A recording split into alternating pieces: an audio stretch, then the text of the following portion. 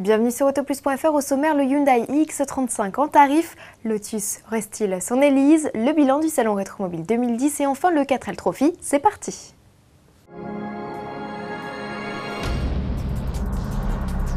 Le Hyundai Tucson n'est plus, vive le iX35. Ce nouveau SUV plus long, plus large et plus bas que le Tucson s'inspire du design de son grand frère le iX55. Fabriqué en Europe, le nouveau iX35 sera proposé au lancement avec le nouveau 2 litres CRDI, délivrant 136 ou 184 chevaux. Le petit bloc sera proposé en version 2 ou 4 roues motrices.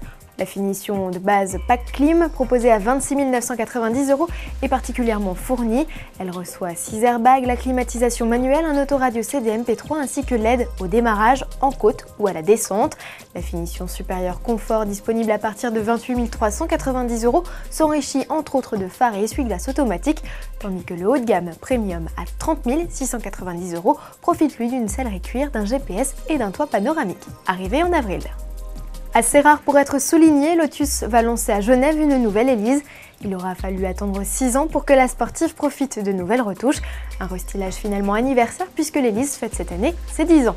À cette occasion, les designers lui ont offert une proue façon Evora, des phares de jour à LED et une nouvelle aérodynamique pour réduire consommation et émissions de CO2.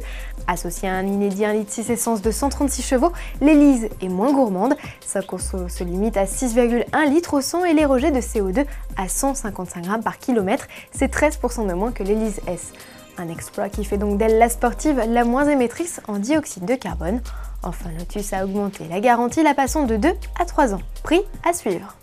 Rétromobile a moins passionné les foules cette année. 81 000 visiteurs ont arpenté les allées de cette 35e édition. C'est 10% de moins qu'en 2009. Selon l'organisation, les dates avancées de 2 semaines par rapport au calendrier traditionnel ont perturbé les habitudes des visiteurs.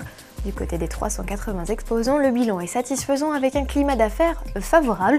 Enfin, petit clin d'œil aux étudiants engagés dans le 4L Trophy. Ils sont partis ce midi du Stade de France et du quartier de la Batide à Bordeaux pour rejoindre Algeciras en Espagne puis le Maroc.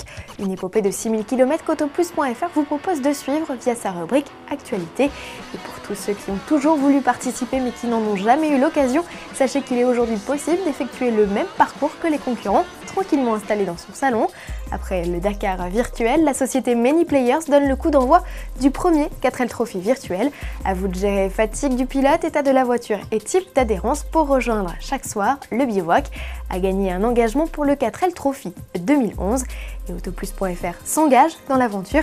Si vous croisez notre 4L rouge et blanche baptisée Autoplus en route, n'hésitez pas à nous laisser un petit message. Merci à tous et à demain.